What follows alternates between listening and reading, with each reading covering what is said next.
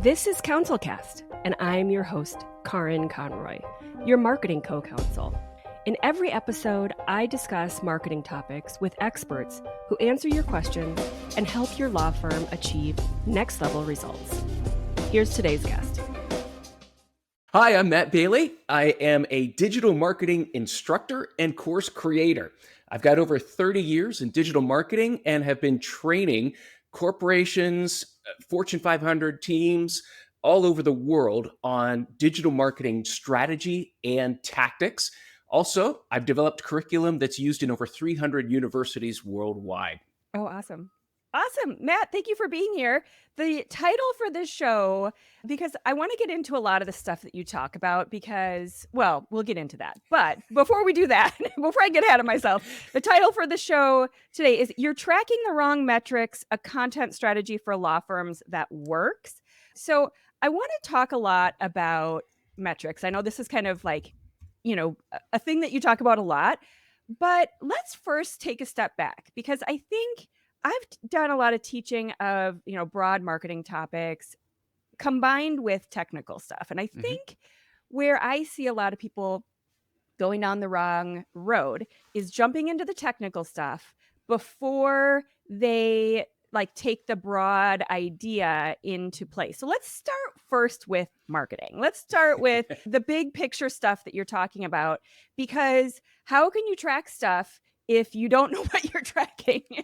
So that's sort of the idea here. With the topic, you're probably tracking the wrong stuff, because I know a lot of my clients will go into Google Analytics and they start looking at all these numbers and it is so overwhelming. Yeah. So first, let's take a step back. How do you figure out where to start and what you should be tracking to begin with? Karin, you nailed the biggest problem in marketing and analytics. And I've got a course and it's called, Digital Analytics Strategy. Okay. And it should just be relabeled marketing strategy. Yes. Because that's where it starts. And I'll give you a little bit of story here. When Google Analytics announced GA4, yes, I started getting into it. And I think within about 10 minutes, I was like, no. What? I am not doing this. Yeah, this is terrible. Yes. It's not finished. They're changing names. They're changing stuff. And so at that point, I took my own medicine and it was whiteboarding. What do I need? What are the things I want to track? No. I was going to say, what do you care about? Where, Okay. So sorry. What makes me money? That was what makes me money. Yes. What things do I care about? What is most important? And so, we're talking about law firms. This is the discovery phase. Yes. What is it that you need? What is important to the case? What's important to your business? And, it's leads. Where do leads come from? Yep. Where am I getting the best leads? Yeah. And so and the simpler you can make it, the easier. And so what I did then was go out and I'm going to go find an analytics alternative. And fascinating. Yeah. So I looked at over 30 analytics programs, decided on one. And that's the thing. When I travel, one of the things I love to do is go look at libraries. Yeah. I love old libraries. Yeah. They smell so good. I love that. They're just incredible. Yeah. The last one I was at was in Prague and it's from the 1200s. Yes. Now, here's the thing. When you go into one of those old libraries, you just stand around, you appreciate it, the smell, the experience. You're not there to look for anything. You're just appreciating. Yeah. When you say, I'm going to try this program or I'm going to try this analytics, but you don't have a goal, then you are a tourist within the analytics package. I love that. Yes. Yeah. But think back to when you were in school. When you went to the library, you had a purpose. You know what you needed to find. You needed citations. Yeah. You're not just standing in the middle, taking pictures. Gawking at it. Going to a thing, looking up that Dewey Decimal number. Right. Exactly. You are heading to a certain row, and all those other rows are distractions. And I'm bringing that up to bring it back to the whole point, because where I want to go is talking about a lot of these things and the numbers and the things that people are looking at in the wrong way. Yeah. Okay. So you're in the library. How do you figure that out? How do you figure out what numbers matter? Yeah. So when I tried these new analytics programs, I had a measuring stick. Okay. Does it do this? No? Okay, don't want it. Does it give me this report? No, Yes. don't want it. So very quickly you can scale down from 40 alternatives to, okay, these 7 do what I want them to do. They give me the reports that I want. Now, which ones am I more comfortable with? Yeah. And now you can start looking at style and presentation, Yep. price. So that's So what what kind of enabled things me. were you Yeah. looking at? What were the things on your checklist, for just as an example? Because Yeah. before you answer that, I'm going to say the checklist will not be the same for everyone, right? Right. Yeah, every law firm should have a different checklist. But as an example, what was on your checklist? All right. Lead by source. Okay. All right. And then also a report that shows me if there were multiple sources involved in gaining that lead. Okay. So I know who came from search. And because I also went to look at what is the time from the initial touch point to the lead form. Okay. And so that's where I look at, and that's what I look at for any B2B is how many of your visitors are converting on the first visit? Yeah. How many are converting on the second or third? How many find you from search, social, another form? And I will say, there isn't a right or wrong answer to this, because depending on what your law firm does, you already know if what's realistic to expect. So if you are a divorce attorney, it's probably not realistic to expect that someone's going to convert on the first touch point. And oftentimes it may be 6 to 12 months that they are thinking about this thing. But if you are a DUI attorney, the opposite. It may be instant. Like they need to convert instantly as they're leaving jail. So it will absolutely depend, and it should depend based on what your practice area is. Okay. That is the number. No, that's the number one answer in marketing. It depends. Yes. It depends. And also be patient. Yes. Yeah. The second thing that I wanted was an ability to put a value on a conversion goal. Okay. So if someone fills out the lead form, how much is that lead worth to me? Yes. And now that gets into your tracking, your conversion rates, your sales tracking system. Yep. And so your cost per lead. Right. So any B2B business or B2C that is lead driven, we need to get into your sales process. Yes. Because now I'm going to compare the leads you get from Google Ads, the leads you get from search, the leads you get from social. Yep. Just like any other channel. But here's the key. If I don't track a lead or leads generated by value, then when I look at my source report, I'll see I got 1,000 visitors from search that week. Okay. I got 200 from social. I got 600 from ads. So now the only thing that I have to measure the difference between channels is volume. Right. Now, most of your reports will also go into how many pages did they view? Usually 1.2. Right. Why is it always 1.2? 1.2. Next is the bounce rate. Yes. 88%, 90%. So now what am I using to compare? Yeah. I'm using volume of visitors, how long they spent, and their bounce rate. None of those, if I make a decision on any one of those, they don't include the final goal. Right. Now, I can get the conversion goal. And now I have a count. I have 4, 2, 1. Still not great, because if I have different lead forms, if I have different conversion points that have different values, such as if they download, what do you need to know if you have a DUI? If it's a PDF download, that's worth something. Right. But it's different than the I need you right now form, Yes. or tell me more about what you do. Your forms might have different values. Sure. Your leads have different values. So now I'm not just comparing based on I got 1,000 visitors from search, 80% bounce rate, and I got 4 leads out of it. Well, what were those 4 leads worth? Yeah. So now when you apply value, now I've got it's the most excellent comparative tool there is. Yes. Because now it's not just volume, it's not just number of conversions, it's the value of those conversions that I can compare from each source. Okay, so you're looking at all these different potential competitors to Google Analytics. You're looking, just to repeat, you're looking at all of those sources but putting all the weight on the value, like how it all plays out and what it actually means in terms of value, right? Yeah, that's like the final determiner that Because that value calculation gets spread out across Right. channels, across pages. I Yeah. can see what pages they looked at before and what those pages are valued Yeah. for the conversion. So it gives you another layer of comparison that's much more accurate than just numbers. Right. Yes. Okay. That helps so much because I think people get really lost in the weeds Oh, when it yeah. comes to looking at all of the stuff in between that, initial Yes. just awareness versus the final conversion point. And it's, what are all these numbers? And I suppose I need to look at all of them. So, what do you think the most dangerous number or metric is for a law firm in terms of whatever? If they're looking at, Yeah. and it doesn't even have to be on Google Analytics. It could be like, I don't know. What do you think it is? It's a number without context. Yes.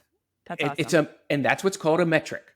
So I always make fun of I call it the hamster wheel analytics. It's that when your agency or someone gives you a report that, hey, you had 1,000 visits this month. Yeah. Really. So what? Right. You know, Yeah. tell me, Did the site get hacked? Are they yeah. all coming from somewhere Yeah. in, some other part of the world that doesn't matter to me in any Right. way? Right. Where'd they come from? Is it a day that I got 1,000 or a week I got 1,000? Yeah. Those types of things. So when you just get a report and it's just individual metrics without context, Yeah. I call it the hamster wheel because that's what agencies run every month. Right. And we Yeah. get the same report. No one Yeah. asks questions. Right. And because no one asks questions, nothing changes.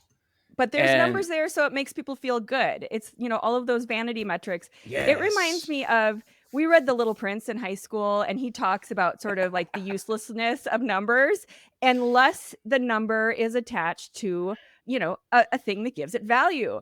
And so I won't dig into the philosophy of The Little Prince, but it like just took me back there for a moment. That's But a great example. yeah, I mean, the number doesn't mean anything unless you say, the number of what. So Mhm. okay, so I love that. The most dangerous thing is a metric without value. All right, should we talk about content or should we talk about how they can track all of these things, or where do you want to go next in the conversation? No, that's great. I mean, content is fantastic because, you look, and that was another report that I want to look at. It's my Yeah. landing page report. Okay. How many visitors are being, where are they landing? And Yes. so that gets into how many pages are ranking for individual terms. Are they driving traffic? Is Yeah. that traffic doing something? Is Right. it doing what I want them to do? Is it quality? So making sure that the content that I'm writing isn't just filling up space, that it's actually working for me. And Yeah. how well is it working with me? Now I can look at those landing pages, but I can also look at that final column of conversion value and see Yep. how those landing pages are working for me, not just in gaining visitors, but also moving people to a goal. So how often do you take a look at your analytics and those results and the results that are tied to actual value and adjust your content plan? That is a great question. And that is something I tell people to do, probably monthly or quarterly. Yeah. Quarterly gives you a wider view, especially if you, but let me get back to it depends. Yeah, right. Patient. It depends. If you know there's seasonals, if you know there's trends, Yeah. then a quarter or a month is going to throw everything off. You can't Yeah. make a decision based on that. And so I like looking at, even a year or 2 years on some Yeah. of these things to see what the trend is. Where's it Yeah. going? Right. I will say Yeah. there's certain practice areas, like I will say immigration law, that is changing on a weekly basis. Yeah. And, like it is very trending and highly topical. And so for the immigration attorneys we work with, it's very often. I would say Right. for sure monthly, if not more often. But Mhm. you get much more often for us. It's a little bit too slippery. Like it's too hard. But things like divorce law or estate planning or things where it's not headline news on a weekly basis, those guys, every quarter is fine. Yeah. And what's nice about looking at it on a quarterly basis is you can really make like good long plans for your whole content. So you can look at, your social media, your newsletter, whatever pieces you're doing based on those results. And it is a more systematic change that's easier to do a whole bunch of stuff all at the same time versus the immigration stuff. Yeah. It's just so Well, messy. well, and my advice to people, especially when it comes to analyzing data and the content, is to act slow. There's no reaction that you Yeah. should take that you should, oh no, I need to do this today. It's Yes. content. All Right. right. It's content.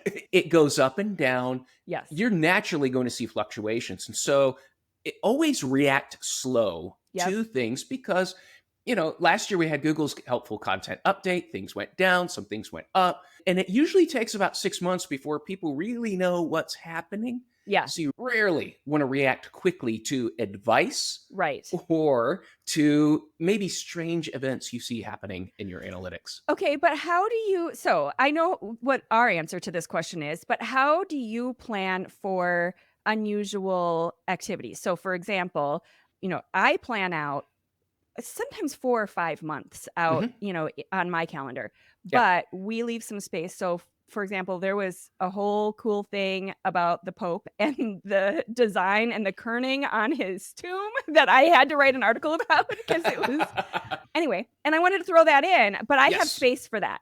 But it was kind of for me, that was a sort of one-off. How do you kind of account for one-off things like that? I mean, you've got to be ready for it. Yeah. I mean, at any time in any industry, and that's where it takes that special kind of awareness. Yeah. I deal with a lot of companies, they get locked into their calendar and they don't see headlines as opportunities. Right.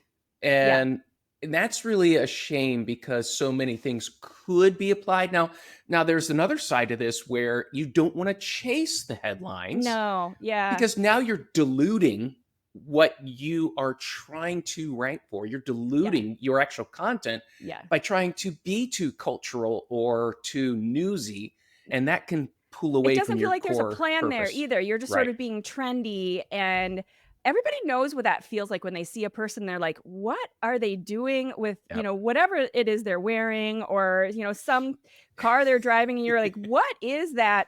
Are they just following these trends? So that was actually my next question is, how can content fail, or what type of content fails, or why does it fail? So let's just talk about content that fails in general. Well, first of all, I'm looking for content that doesn't rank and doesn't bring me visits, because at that point you might want to start looking at not creating content, but deleting it. Yeah. It can bring you down when you've got maybe hundreds or dozens of pages and you can look back a year, 2 years. Is it bringing me visitors? Yeah. Does it rank it anywhere? You can check by your landing page report. Yep. And does it influence anything? And if not, it might be dragging you down. So that's where page pruning comes in. Talk about that for an extra minute, because I think people get real, and I know my clients are lawyers, so they're very risk averse, and they get real worried about taking anything off of their site. So why should they do that? I could give you my own personal, even on my own website. I've got blog posts from 15 years ago. Same. That I've got to evaluate. It's not really kind of relevant to what I'm doing now. Yeah. It's not ranking and it's not bringing in visits. Yeah. Kill it. Just get rid of it.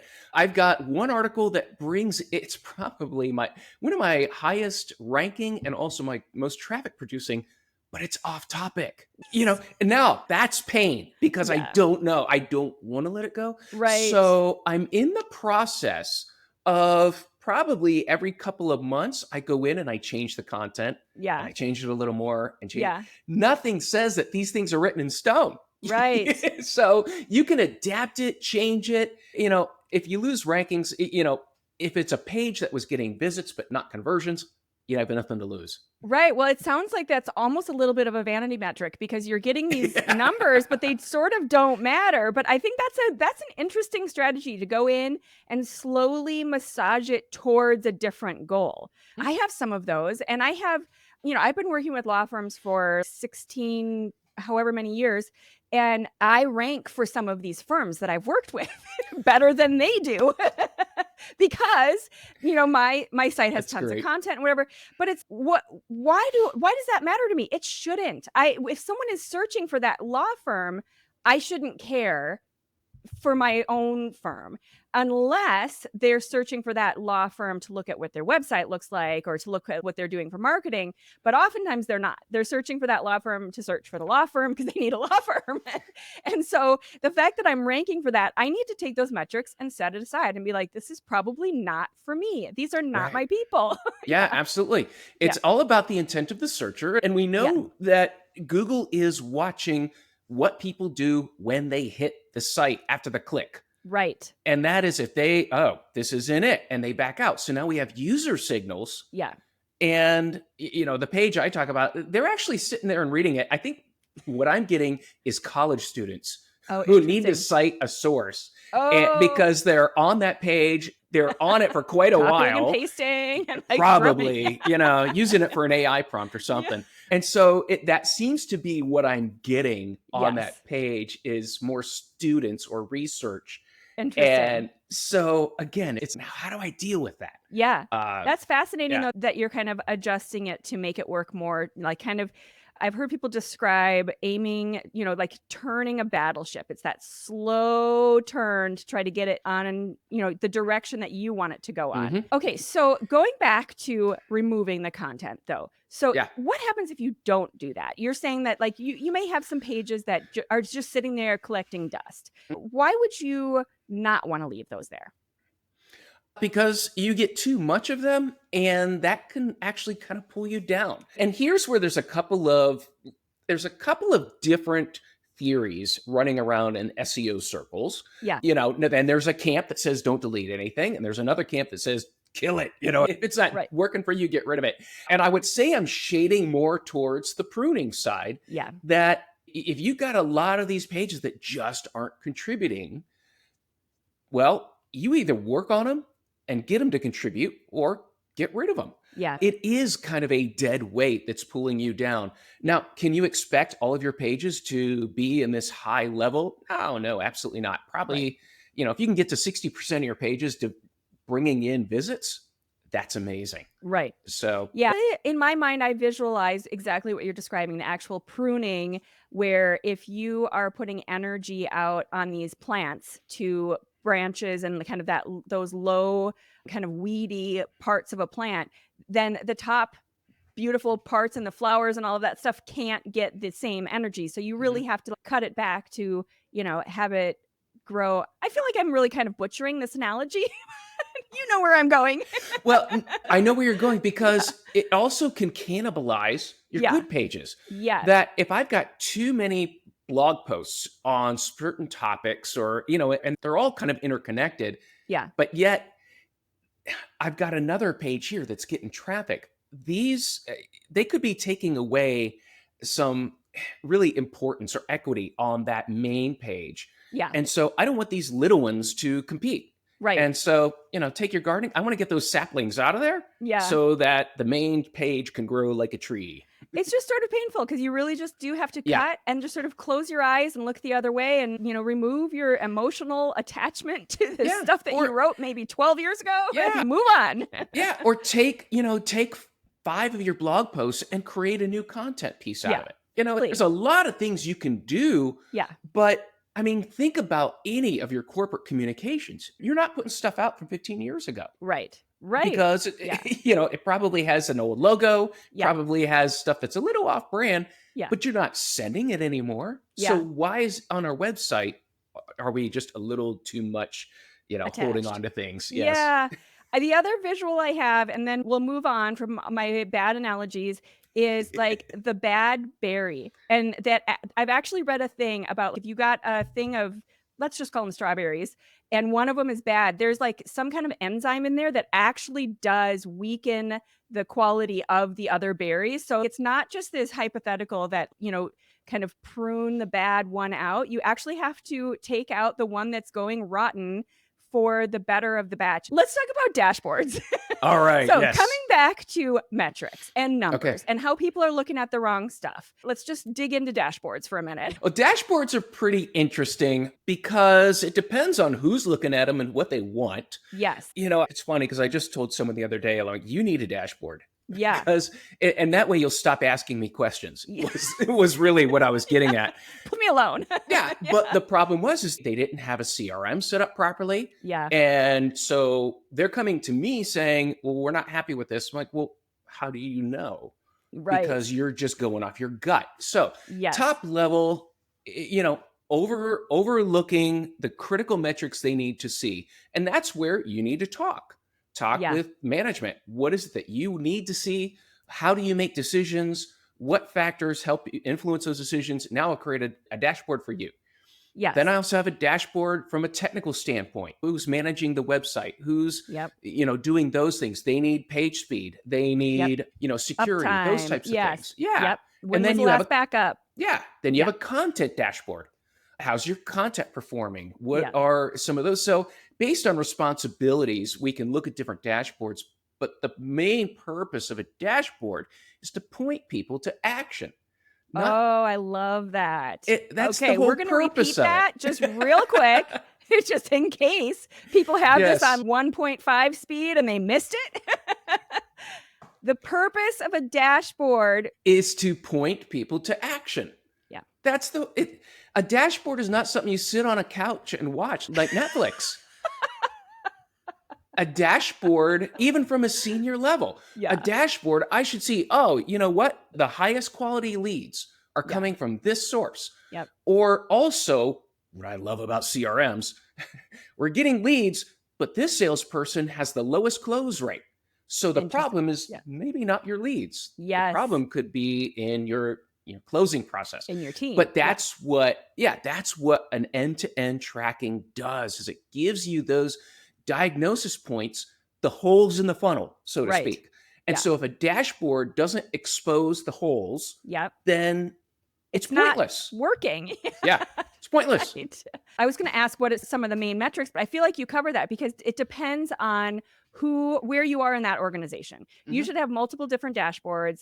And as the leader of your organization, and let's just say you're a solo firm and you're all of it, you're answering the phone and you are doing the marketing and you are doing the lawyering and all of that stuff, then you should also have multiple dashboards looking at all of these different things. And how long should a person spend on a daily or weekly basis looking at these dashboards? Oh, wow. See, it depends, Karen. I feel like there's a recurring theme here. Well, it depends on what you want to do. Yeah. So if I'm, your sales closings, what are the leads in pipeline? Those are like the daily things. Yeah. Absolutely, those are daily. Yeah. I gauge it based on what do I have the most control over. Okay. And so, my leads based on organic SEO, I can control the content, I can look at that, but I can't do anything today that's going to double something. Right. So it's a lot of it's based on what do I have control over? What can I influence? Those are the things I want to look at. And then how quickly can I influence it? That's going to determine, again, how much you're in and involved on it. As an example, when I had my agency, we would have specific reports that needed to be run. Yeah. Those were the beginning of the month. They were client reports. They were also, a technical analysis, content analysis. And then there was the user experience analysis. Yeah. That was the one where I gave my analysts 2 or 3 days, because now what they're measuring is user experience, Yeah. finding the holes in the funnel. Yeah. And by giving my analysts, my specialists time to do a deep dive, and they had permission that if you find something, just go. Yeah. Just if you've got a gut instinct about something, follow it. Yep. And so they did their top level report, but every couple of months, it was just giving them time. Yeah. And that's where we found things that, one simple fix. Yeah. Doubled the amount of leads. Right. One simple fix, increase the value of leads. And that's where that user experience and conversion rate optimization can be a bigger impact and reward than writing another article. Well, oh my gosh, that perfectly leads into my next question. So in grad school in economics, we talked about leading and lagging indicators. So let's go into leading indicators, which are going to tell you before an economic change is coming. So in your law firm, leading indicators are basically things are going to happen before they even call. So your website traffic is going to go up or things like that. So what is something that you can look at to tell if things are working, your content is working and whatever, in a leading way before like you actually start getting the calls or conversions or whatever? What numbers should you look at to say, oh, they found some stuff and things are changing, and these are the numbers I look at first to Yeah. see whether there's a change? So one of the things I love evaluating is how many people hit the lead form Yeah. page and how many people complete it. Yes. Right away, that tells you, how many people are willing to do that. They've looked at it. Why aren't they completing it? If you have a multi-page conversion, so, a form that people have to fill out, again, are you tracking each page of that conversion process? Yeah. What's your drop-off rate? Right. The biggest problem I see with forms are the forms themselves. Yes. Oh my gosh. I just had a newsletter this morning that went out about forms and the problems. And I will say with lawyers, let's be realistic. You and your 72 requirements and like you're killing it. Like it's just not going to work. Yep. And the other problem I see a lot is exactly what you described. People are only tracking the lead page, but not the thank you page. The thank you page is what we care about. The thank you is, did you give me your email? And you can track that because if in order to get to the thank you page, you had to give the email. So let's track that page. That's a much bigger deal. Absolutely. And so, how many people hit the lead form? How many people hit the thank you? What's your drop off rate? Okay. Something tells you need to fix it. But like I said, the forms, how many of those fields are required? What fields do you really need? Right. That's the question. Yeah. And then, and I run into this so much, especially, anyone who works with multi-generational visitors. Yeah. If you are not clear, and here's an example. If you have a form and you ask for a phone number, please show people the format to put the phone number in. It drives me nuts. and because if it errors once, people might try again. If it errors twice, they're gone. Forget it. Yeah. And so not only that, you see this just to, as a kind of moment of relation where you see this, where I see this all the time is on like government sites. You end up having to try 14 times. And I am so irritated for 48 hours. Are you kidding me with the way that you set this up? And they have the 14-digit required password, or they're still using something stupid like CAPTCHA. So, I mean, whatever it is, these are all related to forms and, the simple process of getting people through your system. And it should not be that hard. And the most underrated thing is error messaging. Yeah. Yeah. Clear, specific instructions that tell people. I love the password things now where I put in the password and it's like, oh, you're missing a non-numerical character. Right. Oh, thank you so much. Specific, clear, understandable, because, and I like to joke, like anyone who does anything digital, you do tech support for your parents.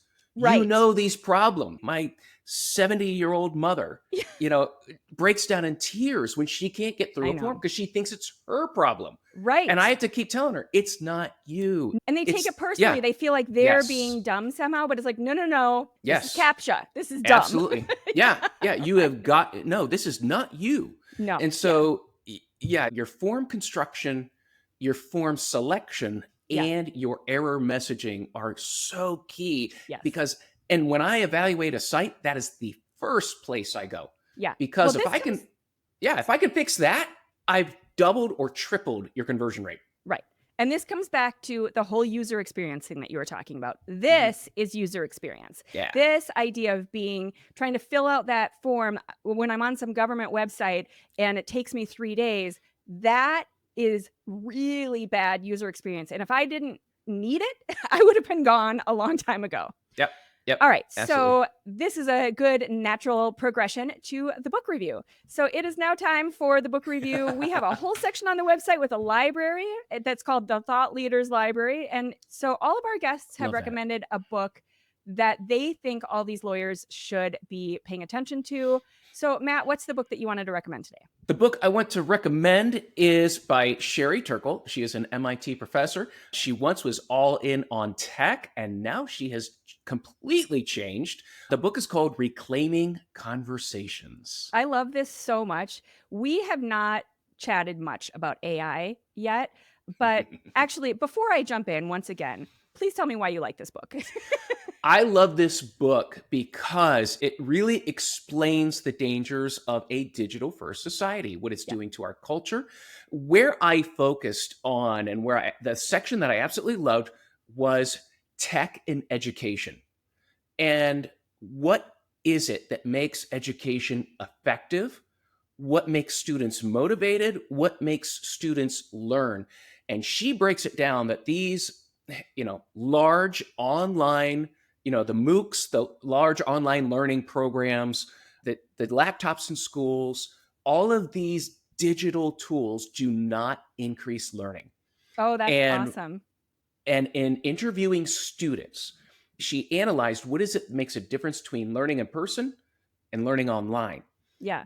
And the one thing the students said that was just overwhelming is when I ask a question of the instructor or the professor, I can see them work through it verbally and also how they compute it and then bring it out. And so it Fascinating. shows the difference of not just, you can take that to in person, which I absolutely love in person teaching. Yeah. But this affected how I teach online. It affected how I built my training courses. Yeah. It's answering questions. Yeah. And video-based courses don't answer questions. I It's would even argue that yeah. having all those laptops. So I have a middle schooler and we are in a district that is very tech forward. We're in Southern California and they all have a laptop and it's provided by the district and she's in 7th grade. They all know how to circumvent the system. So they are all sitting in class and Mhm. that teacher has an ability to see all of their screens, right? Yep. But the teacher is constantly babysitting. Hey, who's on YouTube? Hey, who's trying to do this and whatever. And these are like 12 and 13 year Mhm. olds, Yeah. and they've already got it. They've already got it down. So I would absolutely argue the same idea where you talk about, we maybe you've seen these studies where they say if you're in a conversation with a friend and even if your phone is out and down on the table, Yes. it degrades the conversation. Absolutely. Same thing for having these laptops in a Mhm. classroom. It's going to Yep. degrade the learning process, the interaction with other humans. They're sitting there thinking, oh, what's that guy looking at on YouTube and whatever. And yes, technology is amazing and it is driving our careers and but finding that balance is so critical. And I think when I jumped in a minute ago to talk about AI, I think this is where the conversations keep coming back to is how to balance the technology of AI with being Mhm. human. It just Mhm. every conversation comes back to that. We're in a critical point in our culture, and I'm seeing actually almost a rebellion starting to happen against tech. Yes. Social media usage is going down. Yes. Smart This is so fascinating. Y- dumb phone, flip Yeah. phone sales are going up. Mm-hmm. More and more people. I taught a college class last semester, and part of the assignment, it was marketing, and I had them research some of the ethics issues in big tech. And half the class is started deleting their social apps. And I Oh even my told God. them, don't delete your account, just take them off your phone. Yeah. Use them on your laptop. And immediately what they said is, I don't use it anymore. Yeah. I'll go on my laptop, I'll look through, but I'm there for 2 minutes, Yeah. maybe less. And so, what I like to say is, in 2012, the Mayans said the world would end, and in a way, it did, because that's when we got these Yeah. no instruction booklet, no guidance, and they took over our lives for the next 10 years. Yeah. And now people are starting to learn, oh, there's downsides to this. Yeah. There's social effects. That's why I love the Reclaiming Conversations book. It's we don't talk anymore. I I could think there's go a lot on that and on happened about what's also going on during here. COVID where we all recognized. Yes. But it once again, it was this kind of trade-off because during COVID, there was ways that we could keep in touch with people that we physically could not. Mhm. But at the same time, we were recognizing the value of actually being in person with people and what we were Absolutely. missing during COVID. Yeah. So, Yeah. yes, there's benefits. And I'm not necessarily saying burn your phone or whatever, but find that balance. Find that way of maintaining your humanity and maintaining relationships and, like this book is, reclaiming conversations.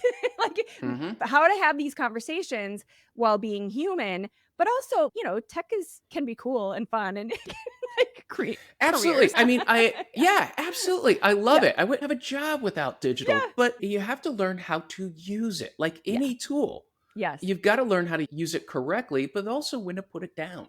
Yes. Because there are times, and I think education is one of these areas. Tech ain't great. Yeah. Tech is not the answer. It's very similar. One of my daughters is in college. Everything's online. Everything's on her laptop. She came home and the authenticator didn't work. And because the authenticator didn't work, she couldn't access her homework. She couldn't send emails. She couldn't access her textbooks. Everything was offline because the authentication didn't work for her account. Yeah. Give me books. Give me paper. Right. Yeah. That's the technology we like. Yeah. Us old folks. All right. So, Matt, let's give people an action item. What should they do first after listening to this episode? Because we've covered a bunch of stuff in terms of like metrics, what you're doing wrong, what you should be thinking about with your content, dashboards, being human with AI. Like, what of all of these things, what's the first thing people should think about actually doing in terms of everything we've talked about? If you're management, are you properly communicating to your staff what your goals are? Do you have a clear personality of the firm? And that gets to branding, how you are different, how do you differentiate yourself? These are basic marketing questions. And are they being communicated to those that are doing your marketing, that are taking your brand out to the street? Yeah. Because that's where it starts. And then from there, your digital presence, your non-digital presence, it should flow into that. Yep. If I am doing your marketing, setting up your analytics, writing content, do I understand what your vision is, what your goals are? Are we in agreement on how we're going to reach those goals? That personality should have. It's conversations. It's sitting down and having clear, precise conversations about here's our marketing strategy. We don't have enough of those. No, and I would say on the reverse, the majority of the time, I would say almost 100% of the time, when a firm is first approaching me and we're talking about potentially working together, the problem is almost always either a miscommunication in the strategy or no strategy. So this is most likely your problem. If you're having an issue with marketing, that's it. You don't have a strategy or you're not communicating it. So Matt said it really nicely, make sure that you're communicating it. But I'm going to say it in a little bit more aggressive or whatever way. You probably have a problem with it. And this is what it is. Yeah. It's not your numbers. You probably are also looking at the wrong numbers, but you're looking at the wrong numbers because you don't have a plan and a strategy and you don't have those core foundational ideas in place. And everything flows from that. All of your answers come from that strategy. And so I can look at your website and in 4 seconds say, this is a mess and I know why. Yeah. Too many times I've been in marketing meetings where we start talking about strategy and immediately someone's, we could do this on TikTok. And it's like, please leave. Slow down. Please leave. You are in the wrong meeting if you're bringing that up here. Because top down, once I understand the strategy, well, now I think about content, and content comes before channel. Yeah. And so it's just a clear delineation. And if you understand that and can plan that, and that's where companies is, I don't know how to communicate strategy. Yeah. There's people that can help you. Yes. And you probably shouldn't know how to communicate strategy. This is something we've both spent years figuring out. And you were in law school, and that's fine. You go be a lawyer and you hire the right person to figure out how to communicate the strategy, because this is way too foundational to get it wrong, because you probably are getting it wrong. And so get the right strategy, start with that, and then everything else becomes easy. Awesome. Absolutely.